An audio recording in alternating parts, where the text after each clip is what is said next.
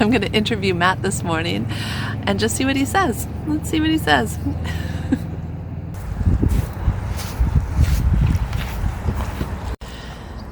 Matt, why do you want to move to Croatia? I want to move to Croatia for a number of reasons. First of all, I've been looking for places to retire when I'm done working, and I have been looking at places that are more affordable than Canada and have nicer weather. So looking around, there are a lot of Canadians that are moving to places like Panama, moving to Mexico, other Central American countries. Also, a lot of Canadians are moving to Portugal and some other places in Europe, and actually there are quite a few Canadians that are moving to Croatia to retire. And Croatia is a country that's it's now politically stable. Of course, when I was a child, it was Yugoslavia, part of Yugoslavia, and they've had a civil war there, a brutal civil war, and it's been one of the poorest countries in the that whole European region for a long time. But they joined NATO in the, I believe it was 2007, might have been before or after that. But they're part of NATO, so they're a NATO country, and they also joined the European Union in 2013, which was just over a decade ago, and they've been growing economically. Their standard of living is not as high as Canada, but it's higher than it is in a lot of the Central American countries that I was looking at to consider, well, maybe retire there. But it has a lower cost of living than Canada. It also has a very nice culture. It's a majority Christian country, which is important to me because just having that Christian background in where I grew up in Canada. Of course, there's all the values that go along with that on a neighborhood level and at a neighbor level and family level and even a larger societal level, which I'm really comfortable with. And it's a very, very beautiful country as well. So there's lots to see there, lots of natural beauty. It's one thing I like about Canada is the natural beauty, but the natural beauty there is it's varied. It's a lot different than Canada's natural beauty. It has some of the nicest beaches in all of Europe. It's also close to a lot of places that I haven't been. So places like Austria, and I would love to go to Budapest and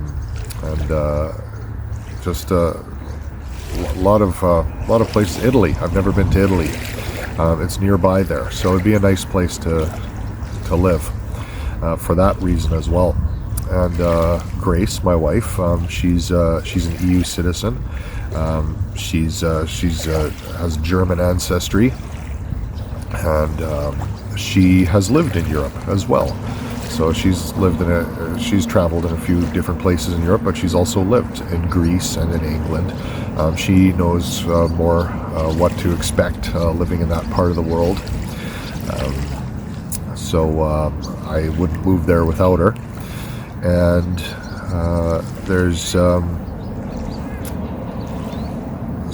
it's a nice place to retire, but we thought, why wait to retire? We're still young enough that we can move there and work there for a while and then retire. So we don't have to wait so long to see and do these things. Do you worry about Croatia entering another war? I don't worry about Croatia entering another war unless. If they are part of a war, it would probably be a NATO type of operation where Croatia military would be involved with that. Who knows what that would be? But I don't expect Croatia to ever be invaded or attacked because, once again, as a country that's part of NATO, that would be equivalent to attacking all of Europe and attacking the United States and Canada as well. So nobody's going to dare do that. Could there be civil war? There could be civil war in Croatia, but there could be civil war in any country, but I highly doubt it because Croatia is a very homogenous type of country and demographics. So it's a majority Christian population, so 90%. High number of people go to church in Croatia as well, which is a little bit of an outlier in as far as much of Europe goes, and even as far as Canada goes. So it's a country where people are very aligned with each other's values, and they fought brutal civil war for that independence and to have their country. And I think the people there are very proud of that and proud of their heritage, and are optimistic about them being able to have their own traditional country that they want to live and retire in and raise their kids in. They're an independent country. I don't think any parts of Croatia want to split up and divide further. That's often what civil wars are about. It's usually one part of the country wants to break away from another, or two groups want to break away and from each other and form their own systems of government. Croatia already did that. What kind of work do you see yourself doing when you get to Croatia? The kind of work that I see myself doing is, I don't know exactly what type of work I would be doing, but then again, I've changed my job here in Canada every 3 to 6 years. So I've been doing a number of different things in post-secondary, in occupational health and safety. I've been teaching. I've been supervising. I've been managing, hiring. In academia. Also, I've been working in project management, designing courses for healthcare workers, for doctors, and it's pretty broad what I can do. So I see some possibilities for work pretty much anywhere that I look. Would I get the same salary as I do in Canada? No, I don't believe that for one bit. Salaries in Croatia are lower, but that's okay. It's not all about the money. It's about a lot of other things. What education that you have do you think will be useful for you when you're in Croatia? Well, I have 2 bachelor degrees and a master's degree, but it's not necessarily my education, I think, that would help me succeed. I think it's the experience in my jobs that I've held. So, for example, teaching at a post-secondary level, but also being a program chair at a post-secondary level. I've learned how to deal with bureaucracy. I've learned how to be part of the bureaucracy. I've learned a lot about relationship building, a lot about hiring and good hiring practices. Learned about all sorts of other leadership tactics, and how to be a good leader, how to be an inspiring leader, how to gain people's trust, how to keep people's trust, how to get the most out of a team. Those are all huge. Those are all huge elements of any job, even if you're not in a supervisory position. And my current job, I do a lot of work with project managers. So a lot of project management. Once again, a lot of relationship building, a lot of external relations, a lot of internal relations, a lot of diplomacy. And working in difficult political environments with a lot of bureaucracy. What type of people do you find yourself working with? In Croatia? No, in Canada. I find myself working with all kinds of people in Canada. Of course, the ones that I prefer to work with are the people who are easier to work with and more open with each other. And I think some important workplace values for people to have is to be honest, to create a psychologically safe place for other people. So people feel free to tell you if they are having a problem or if there is a problem. It's important to have people's trust and for people to trust you and to trust each other. It's important for people to be able to be honest and feel like they're supported. So even if they make a mistake, they can be honest about it. They have a supportive co-workers, supportive manager, supportive boss who will help them ensure that they do not make that same mistake and make sure that they learn from it and everybody learns from it and continuous improvement happens. What different groups of people do you work with? I work with program managers. I work with people who work in different government ministries. I work with doctors. I work with nurses. I work with occupational health and safety experts. I work with education experts, and I work with a lot of different clinicians. And it's pretty. It's a job that requires a pretty wide set of skills that I have right now. So I'm confident that there are other opportunities for me in a place like Croatia as well. What do you like to do for fun? I don't have any fun. You just work all the time. Why did you start a YouTube channel, Matt? Gracie wanted to start a YouTube channel. Are you glad that we started a YouTube channel? Okay, let me ask it better so that we can actually use it. Okay. What do you hope the YouTube channel will do for us? I hope the YouTube channel that we've made will give us lots of videos that we can look back and have some memories of what we were doing years ago.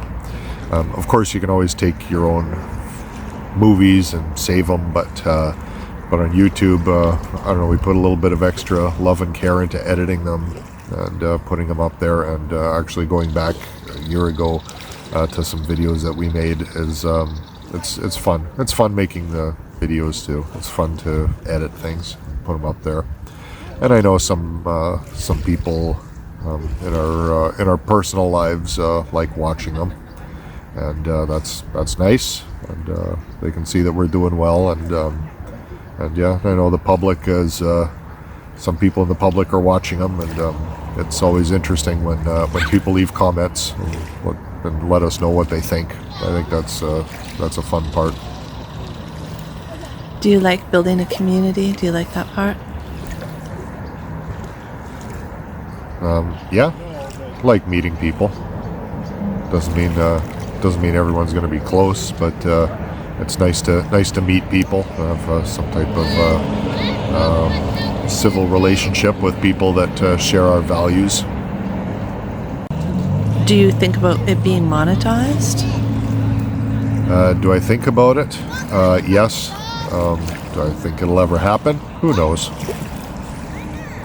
Do you have a goal regarding the content that you put out?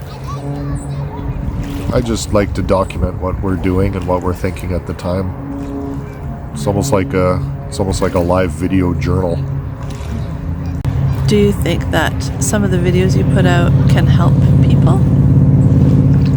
Of course, I think everybody, no matter who you are, you know something that somebody else doesn't. So I like watching other people's YouTube videos and other people's content, because I always learn something that they're thinking or that they know that I don't. And I hope that if somebody watches something that I'm talking about, or that Grace is talking about, that they learn something or they're entertained by it in some way. I think that's a wonderful thing.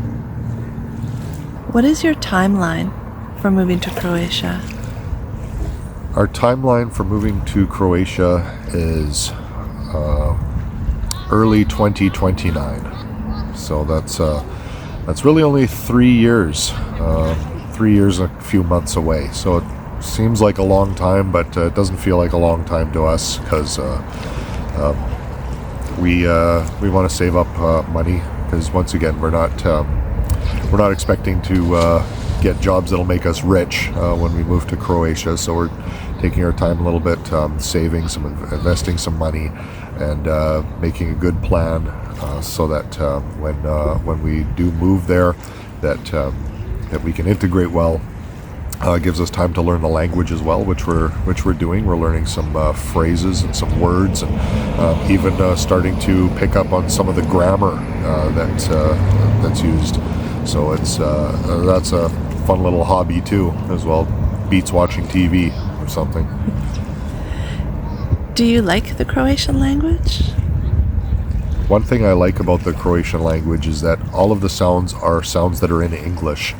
And there's actually fewer letters in the alphabet than in the English alphabet, and the language seems to be a lot simpler in terms of seeing the written words, because when you see a word written in Croatian, you speak and pronounce every single letter in that word, whereas the English language, there's all kinds of weird silent letters in some words and different rules. Just for example, the word knife in English. Why is the K there? Why is the K silent? That doesn't make any sense. How about the number 8? It seems straightforward if you're a native English speaker, but if you're learning English as an adult, that word is murder. 8. Same with the word yacht. It doesn't make any sense. It doesn't even make sense. Even as an English speaker myself, I can acknowledge that it doesn't make any sense, and it's frustrating. It'd be frustrating to learn English. I haven't encountered that frustration looking at the Croatian language. It's logical. There are exceptions here and there for certain words and phrases, but it's very, very logical. And it sounds nice too. It's easy. I find the words easy to pronounce because English was my first language as well. Do you know any other languages? I don't know any other languages, but as a child in Canada, we take French classes, and I don't know any French. I took the French classes. I thought it was difficult. I just didn't see a reason for it as well, because in living in Western Canada, you're not going to use French ever in Western Canada. So I couldn't relate to it. I wasn't motivated to learn it or speak it, and I'm still not.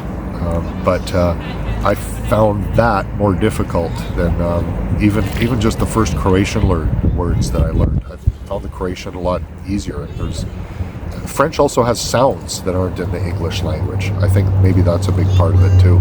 I couldn't say a lot of the words, or I couldn't hear some of the sounds that people were saying. They would say a word in French, and I would repeat it, and they're like, no, you're not pronouncing it correctly. And, well, to my ear, I am. So I haven't encountered that in Croatian. It's all very straightforward sounds as an English speaker. What's the one French word you know? Pantalon. Our daughter, when she was in French immersion, she would speak to me in French phrases, and I would just respond, pantalon? Pantalon? Just playing with her. She thought it was hilarious. And it annoyed her. And of course, being a dad, teasing your kid is fun. Yes. What is your biggest concern about moving to Croatia? My biggest concern about moving to Croatia actually is finding a comfortable place to live. But that's a concern anyway. Just moving from city to city or province to province in Canada. I want to just live in a place that's comfortable, a building that's comfortable, a neighborhood that's comfortable, a place that's easy to get to work. It's convenient for groceries and things like that. That's within our budget. Honestly, that's the biggest thing. I know there will be other challenges for sure. That's what I worry about. But I know that one of the biggest challenges will be to find employment, because part of finding employment, of course, is you can have all the skills in the world, you can have a great resume, you can have all the experience, and you can have a good portfolio to present to people of work. But in general, and I know this is true in Croatia because it's true everywhere, that it's not what you know, it's who knows you. It's not even, I know people say it's not what you know, it's who you know. I actually disagree with that. I think it's who knows you. You can know a lot of people, and none of them will hire you. But if people know you, they are more likely to be able to make a good judgment on whether you're a fit for working with or not. So even moving from Alberta to BC, it took a long time for me to get a job and get any type of network, and I still don't have a great network, I feel, here. So even if I had to find a new job, it would be a challenge here. So I expect it to be a challenge. I expect it to be a lot of work. I expect to have to build a lot of new relationships with people, with neighbors, with communities, with people in different industries, and try to make a case for them to hire me. But they need to know me first. What visa will you be on when you enter Croatia? The visa that I will be on when I enter Croatia will be a family reunification visa. Because Grace is an EU citizen, and we've been married for 16 years. We'll be married for almost 20 years when we move to Croatia, and so she can work. She can work if she wants. I will, however, need to get a visa because I'm her husband. So I'm not a citizen of the EU, but a family reunification visa would allow me to find employment and to work. Do you plan to buy real estate there? I will buy real estate there if there's something that we can afford, and it's something that we love, and it's something that feels like home. Where would you like to live? What city? I think in Croatia I would rather live in the north versus on the coast somewhere, actually. The coast, of course, is beautiful, but you can always go to the coast. And I think, so somewhere in the north, so somewhere around Samobor or Zagreb, I think those places look really nice. They actually remind me a lot of Canada and where I grew up, and places I'm familiar with, except of course they have the medieval towns and medieval castles, and a lot older buildings than what's here. I mean, they call North America the New World for a reason. There's nothing old here, but in Europe, there's thousands and thousands of years of history, and you see that everywhere. So that's where I look forward to living. Will you live in Croatia forever? I thought of Croatia as a place to move to retire, and when you retire somewhere, that's where you choose to live out your days. So moving to Croatia is what I plan to do, and live out the rest of my days. Anything can happen, anything can change, but that's what I look forward to. How do you feel about leaving family behind? Well, my family all live in a different city from me already. We speak on the phone. We don't actually visit a lot, even though we don't live that far from each other. An hour and a half plane ride. But we're close. But we know we're okay. That's all we need. My family knows that I love them, and I know that they love me, and we can always visit. Doesn't matter where you are on the planet, you can still visit. You can talk on the phone, you can video chat, you can visit in person still. In Croatia, it might be a little bit more of an interesting place for people to come and visit us and stay with us for a while, and we can show them around. And I know it's a longer trip. It's going to be a much longer trip for me as well, to go back to my original home than it is now. But even as it is now, I don't go there very often, so I feel like not that much would change. What is your biggest concern about remaining in Canada if we had to? It's difficult to pick just one because I see a lot of problems in Canada that didn't exist before in my lifetime. In Canada, you always were able to move, find a new job, maybe work a little bit harder, learn a new skill, and you would be rewarded. It was very entrepreneurial in that way. Very your own success was very dependent on the decisions you made. Now it's not as much like that. It's still a little bit like that, but it's really trending in the wrong direction, and I think it starts at the top levels of government in this country. I think they are misguided in the directions that they have been taking this country, and it seems that all the political parties are kind of all speaking the same language. There are nuances, but I hear the same things, and the way Canadians are choosing to vote is encouraging that. So, just for example, the cost of living is spiraling out of control in Canada. It still is. Food is getting more unaffordable. Food bank usage is at all-time highs in places all across Canada, and it's growing. Economic growth is stagnant. It is absolutely stagnant. Canadians are living off of credit, and a large part of that credit comes from the inflated home prices. So housing all across Canada has become unaffordable for most Canadians, and people have been borrowing equity from their homes in order just to pay bills.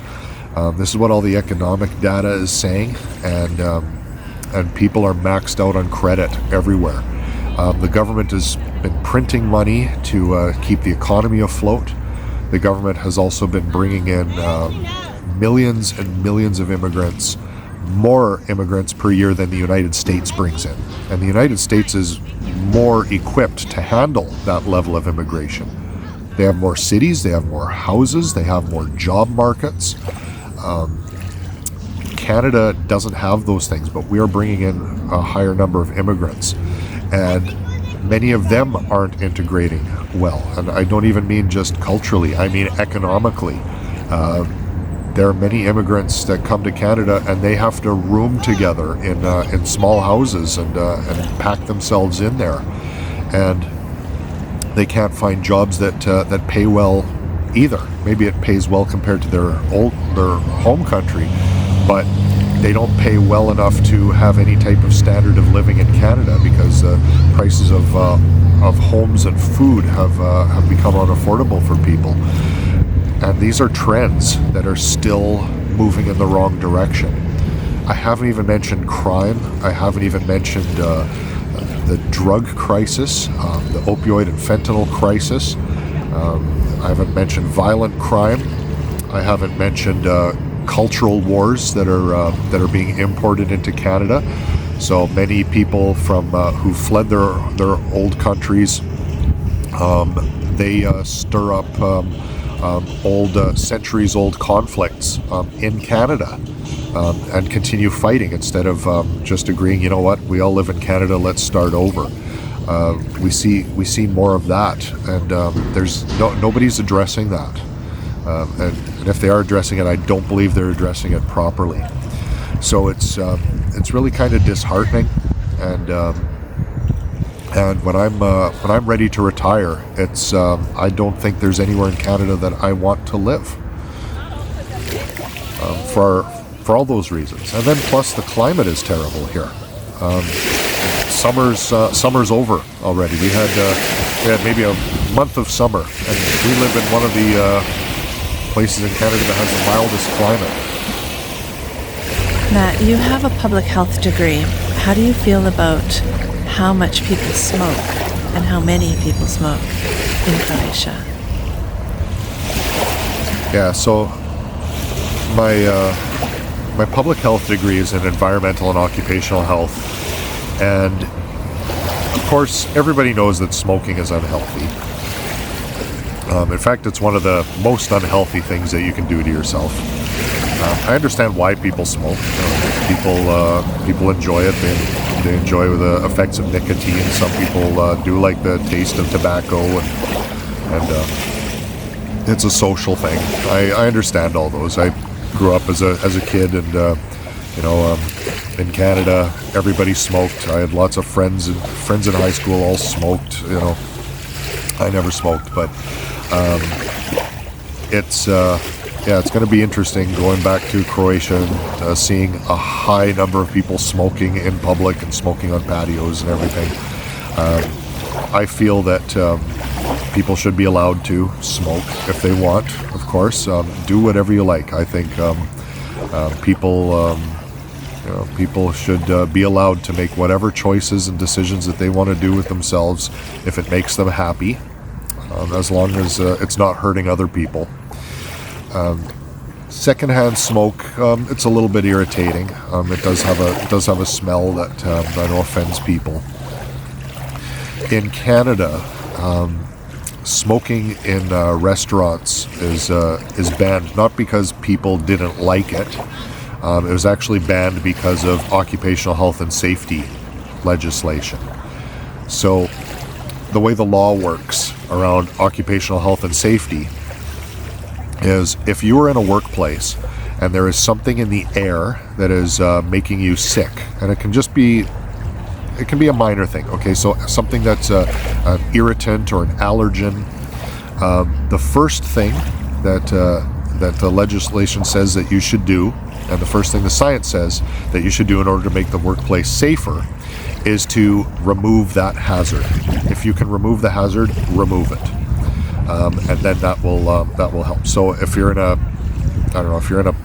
chemical plant somewhere, and there's some type of vapors in the air from a certain chemical that's causing people's eyes to get irritated, or causing their skin to get irritated, or their breathing to be interrupted, or whatever.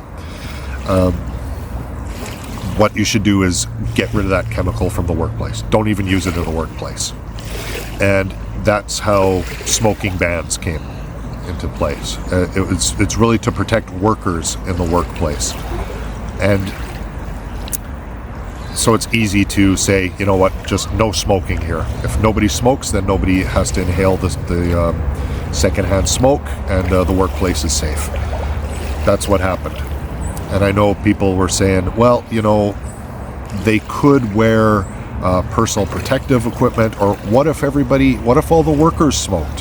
What if they all smoked and they were all okay with it? The thing is, the law in Canada says it doesn't matter even if people are okay with the chemical. If it is something in the air that makes people sick or has the potential to make people sick, and you can get rid of it, you have to get rid of it. So that's why there's no smoking here. I assume Croatia doesn't have those laws.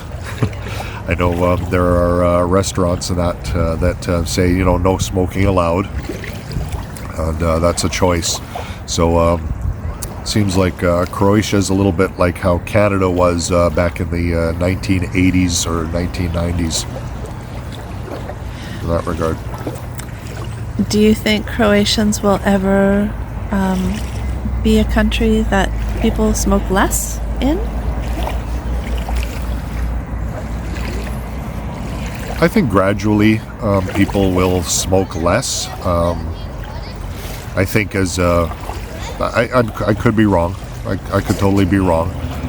But I think people have a lot of different options. Like people can vape, or there's nicotine pouches that with different flavored things, so people can still get their nicotine fix, and they don't need to worry about smoke. So I think I don't know, that might change it.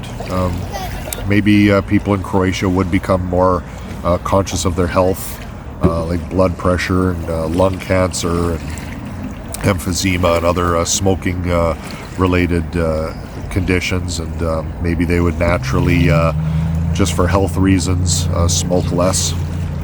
So that's possible. I don't know if they will or not. It might be ingrained culturally too much to change in my lifetime.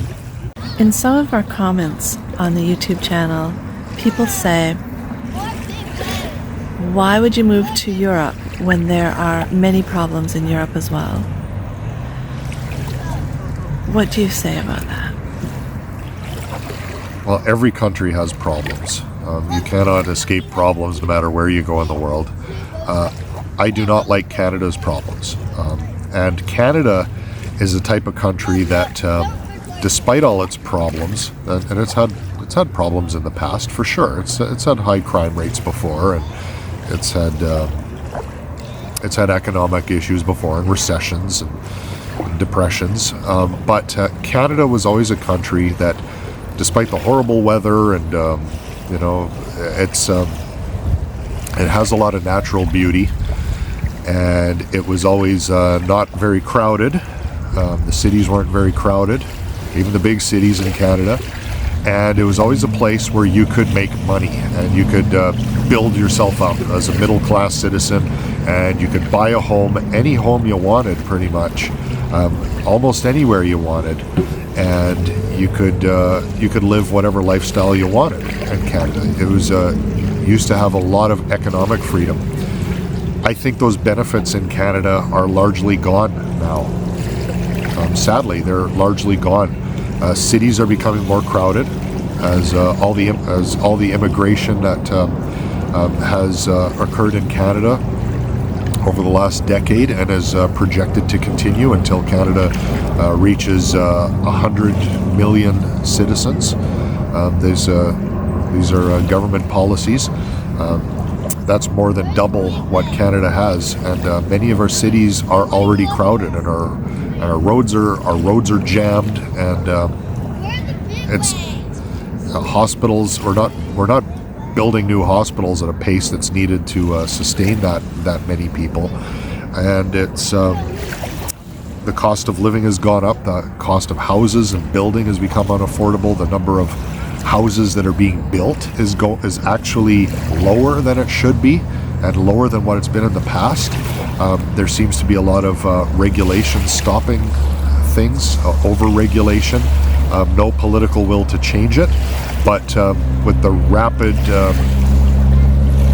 changes that other legislation is bringing in, like immigration and just a lot of economic decisions from the federal government, it's becoming a more difficult place to live. And you have long, cold winters, and if you're going to have long, cold winters and nowhere to live, and you can't make money, and crime is high, and there's high numbers of drug problems, and you can't find a job, and food's more expensive, and it gets worse every year. I would rather live in a lot of different countries, and some of those countries are in Europe. They don't have those same problems. Europe has an immigration problem too. What's the difference? Yeah, I've seen news stories and news articles about immigration problems in Europe. So a lot of refugees from wars like Syria and Ukraine. Lots of some illegal immigration and asylum seekers from multiple different countries. So from African countries, from Middle Eastern countries, all in Europe. And there's a lot of integration problems. So cultural integration and economic integration with these people, and it has become election issues in countries. We've seen governments change in various European countries because of immigration. Now, Canada has immigration problems too, but they're different. I think a lot of the immigration problems that Europe has is due to its proximity to countries where people have a lower standard of living, quality of life, more dangerous, and they flee to Europe to escape that. Canada's immigration problem is different. Most of the people immigrating to Canada, they're not fleeing wars, they're not fleeing desperate situations. They are looking for a better life. And that sounds great in theory, but the Canadian government has made it very, very easy for people to use loopholes to come to Canada. So, for example, Canada has a temporary foreign worker program. And I know many countries have similar things, but Canada's temporary foreign worker program was introduced almost 20 years ago, and it was to make it easier to hire people from other countries to fill skill-based positions. So a lot of these were medical positions because Canada didn't have enough nurses and not enough doctors. So if we could get some temporary foreign workers from the Philippines or from India or from a lot of Asian countries or from South American countries, whatever, to move to Canada. If they were trained and skilled, they could come to Canada easier, they could find a job easier, and they could find a path to citizenship in Canada easier. So that was the original temporary foreign worker program. And it let in, a few thousand people a year. Canada's Liberal government, who have been in power for 10 years now, they changed the temporary foreign worker program, and they opened it up to not just skilled workers, but to workers in pretty much any industry. And that has caused a lot of problems that I don't think were anticipated at the time. But now we have hundreds of thousands of people coming to Canada to work minimum wage jobs. And Canadians aren't able to find work in minimum wage jobs, especially young people. Young people looking for their first job, they're competing with temporary foreign workers. And a job in Canada, it's become so easy to find temporary foreign workers. You need to submit an application. So it's a LMIA assessment. So you apply to the government saying, we can't find any Canadian workers. We want to hire some temporary foreign workers. And they almost all get approved. That's what some investigative journalism found that. And the numbers show that as well. The government's own numbers show that the number of applications that people put in, almost all of them get approved for temporary foreign workers. And a lot of business owners are greedy, unfortunately, and they like to hire temporary foreign workers because they will work for lower salaries. And when the temporary foreign worker isn't making enough money, maybe instead of asking for a raise, they'll just leave, and then they'll just hire more temporary foreign workers to take their place.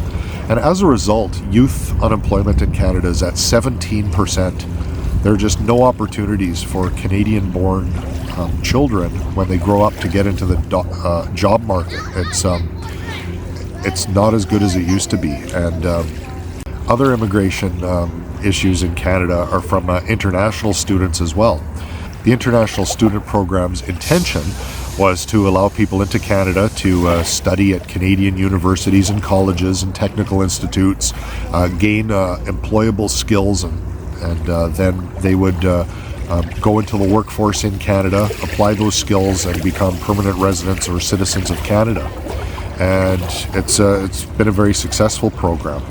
However, it's a program that has been abused, and it's been abused over the years, where even vocational schools, so private schools, have opened up, and they allow international students in, and a whole economy has been created around that, because a lot of people from other countries, maybe they're not academically strong enough to go to university, but they do have enough literacy skills that they can go to one of these private schools. So the private school will just give out, a marginally useful degree, like something or diploma or certificate, something like hospitality. And what they'll do is they will take in international students. They'll give them this cheap program. They'll take all the tuition from these international students, and they'll just do that year over year over year. Canadians don't want to take those programs because they know it's not going to help them to find jobs.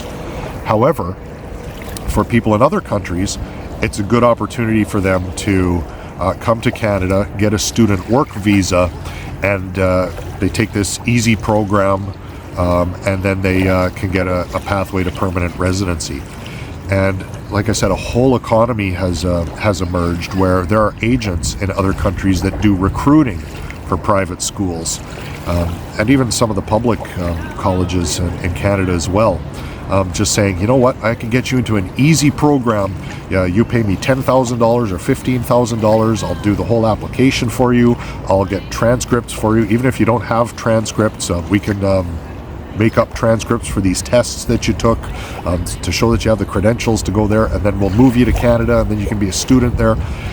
And sure, it's great if somebody wants to leave their home country and come to Canada and become a permanent resident through that pathway. But a lot of students, though, get ripped off. International students, they're getting ripped off. They pay a whole bunch of money, come to Canada, maybe they take the degree, they find out it's completely useless, or that diploma, that education is totally useless. It was just a fly-by-night type of operation, and they're out a lot of money, and they still are competing with temporary foreign workers for minimum wage jobs in an expensive country. So those are problems in Canada, and Canada is letting in hundreds of thousands of temporary foreign workers and international students every year on top of the other immigration, the regular immigration. So numbers can be tricky to pin down, but anywhere from 1 million to 2 million people a year entering Canada, and they're mostly going to cities. That's a lot of people. Canada has around 40 million people, and